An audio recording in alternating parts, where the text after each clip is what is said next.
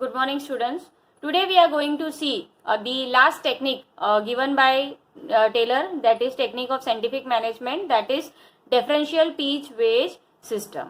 Now what do you understand by this system? Now Taylor का क्या कहना था कि हमेशा एक एफिशिएंट और इनएफिशिएंट वर्कर के बीच में आपको डिफरेंशिएट करना बहुत जरूरी है. ठीक है. ही सजेस्टेड दैट एक बार बिजनेस ने वर्क स्टडी टेक्निक जो हमने पढ़ी, टाइम स्टडी, मोशन स्टडी, एक बार बिजनेस ने वो फॉलो करके एक स्टैंडर्ड टाइम या एक स्टैंडर्ड पैरामीटर डेवलप कर दिया, then it becomes very easy for the business organisation to classify between the efficient and inefficient workers. अब ये करना क्यों जरूरी है? ताकि जो भी एफिशिएंट वर्कर्स है आप उनको रिवॉर्ड कर सको in terms of appreciation and reward. So in simple term, what do you mean by differential piece-based system?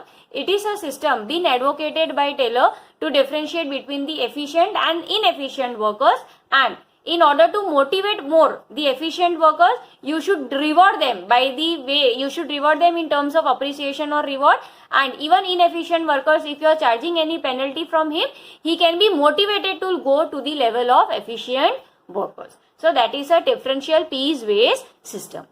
Now how this differential piece-based system work? Now suppose there is one factory and वो factory ने एक setup decide किया हुआ है कि उनका standard output जो है, यानी पर दिन, हर एक दिन में एक वर्कर को कम से कम 10 यूनिट तो मैन्युफैक्चर करना ही पड़ेगा. So that is the standard output 10 units per day. Now the standard wage rate is decided at ₹50. ठीक है, यानी हर यूनिट के पीछे उसको कितना मिलेगा? 50 रुपए. सो स्टैंडर्ड यूनिट आपकी क्या है? Standard output is 10 units and standard wage rate will B ₹50. अब इसके साथ साथ उन्होंने ये भी स्पेसिफाई कर दिया कि जो भी वर्कर अगर टारगेट कम अचीव करता है, आपका टारगेट कितना है? 10 यूनिट्स 50 रुपीज के बेस पे, तो अगर कोई भी 10 यूनिट से कम मैन्युफैक्चर करता है तो wage rate will be capped at ₹40 per unit, और अगर कोई टारगेट या उसके ऊपर अचीव कर देता है then the wage rate will be as per ₹60 per unit. Now suppose there are 3 workers working in a factory, worker A, worker B and worker C. These are the units being manufactured by the worker. A ने कितना manufacture किया? 13 units. B ने कितना manufacture किया? 10 units. And C ने कितना manufacture किया? 8 unit. Now अब सबसे पहले बात करते हैं standard output. What was the standard output decided by the firm? The standard output was 10 unit. तो इसके हिसाब से B यहाँ पे क्या कहलाएगा? इसने जो स्टैंडर्ड यूनिट था उसके हिसाब से मैन्युफैक्चर किया है. He has manufacture 10 units per day. So what will be the wage rate given to him? The wage rate will be at the rate of ₹50. So 10 units into 50 rupees, यानी उसका standard wage rate क्या कहलाएगा? It will be 500 rupees. अब बात करते हैं A की. Standard output was decided at 10 units, but a worker ने कितना आउटपुट दिया है? ही हैज गिवन 13 यूनिट्स का आउटपुट. इसका मतलब उसने 3 यूनिट ज्यादा किया है. So he is more efficient, he is able to achieve more and more targets. तो आप इसका वेज रेट कैसा होगा? 10 यूनिट्स के हिसाब से आपको 50 रुपए देने हैं, मतलब 500 rupees plus how many extra unit he has produce as compare to that of standard? 3 units उसने ज्यादा किया है, तो 3 rupees at the rate of ₹50. 3 units at the rate of ₹60, यानी 180 रुपीज, यानी उसको टोटल वेज रेट कितना मिलेगा? 680 रुपीज. एंड सी वर्कर, सी ने कितना यूनिट्स मैन्युफैक्चर आउटपुट दिया है? 8 यूनिट्स. मतलब 10 यूनिट्स का टारगेट था लेकिन उसने सिर्फ 80 यूनिट्स दिया है. मतलब उसने क्या किया? 2 यूनिट कम दिए हैं, तो उसका प्राइस किसके हिसाब से होगा? 320 rupees. That is 8 units into 40 rupees, that is 320 rupees. So यहाँ पे workers a efficiency and productivity आपने रिवॉर्ड किस तरह से ए वर्कर को आपने रिवॉर्ड किया है? By giving him higher wages. Whereas worker C, he was penalized for underperformance. So ये जो difference है, this difference in wages, it will motivate C workers to work more with greater efficiency so that he is able to achieve the standard. और B को आप किस तरह से motivate करोगे? B can be motivated to exceed the standard so that even he can earn the higher wages. Thus, this differential wage rate will motivate the workers to achieve their maximum productivity.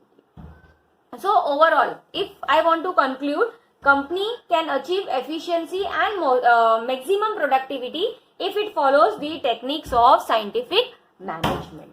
ये scientific management के technique जो है वो आप तभी इस तरह से अगर आप अच्छे से उसको फॉलो करते हो, then a company will be able to achieve efficiency and maximum productivity.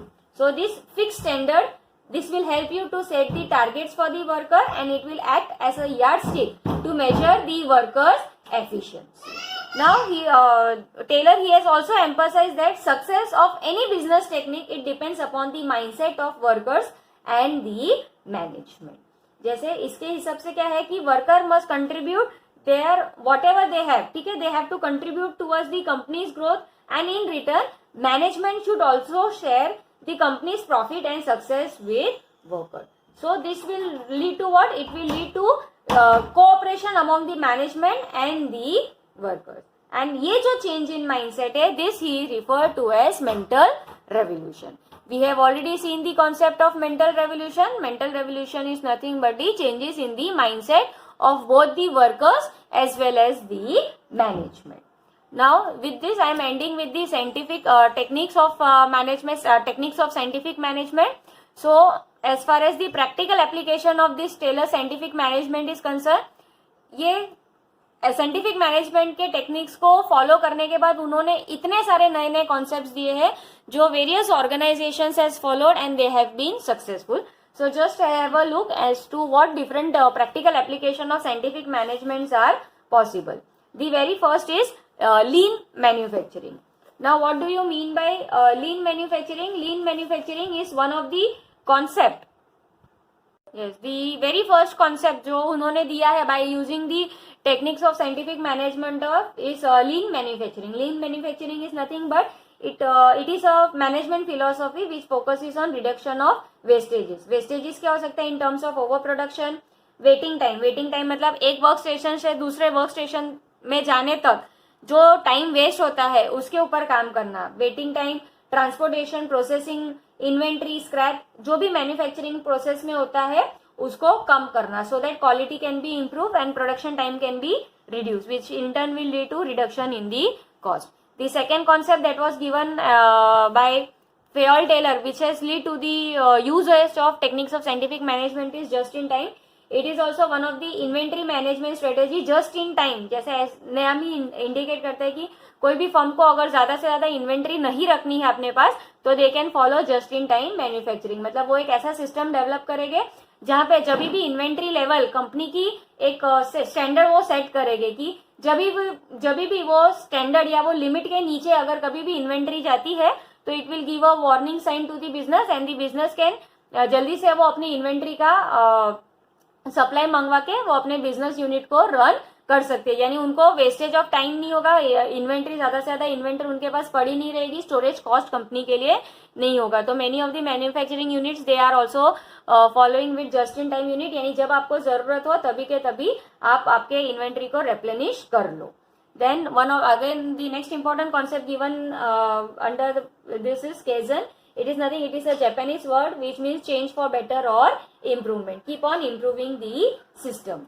Then assembly line. This assembly line we have already seen in our previous class. That is जो अलग अलग पार्ट्स एंड कंपोनेंट्स है उसको assemble करना and it should be in a line. यानी zigzag या ऐसे form में नहीं जा रहा है, स्ट्रेट लाइन में आपका जो वर्क स्टेशन है आपने इस तरह से अरेंज किया हुआ है कि एक वर्क स्टेशन में काम खत्म होके then it will move forward to second and then to third and then final goods will be produce. Usually जो ऑटोमोबाइल इंडस्ट्रीज है, maximum automobile industries are following this technique of management, assembly line. And last but not least, that is the operation research. It is also one of the concept which has been developed by Taylor and it was usually used during the Second World War to optimize the जो war में materials होते हैं उसका proper optimisation हो, इसके लिए ये concept use किया था. Now this concept are not there, you have to just understand the meanings. It may be asked to you in the examination. So being a commerce student, in fact I will tell being a management student, it is very much important to you to know these concepts. Thank you.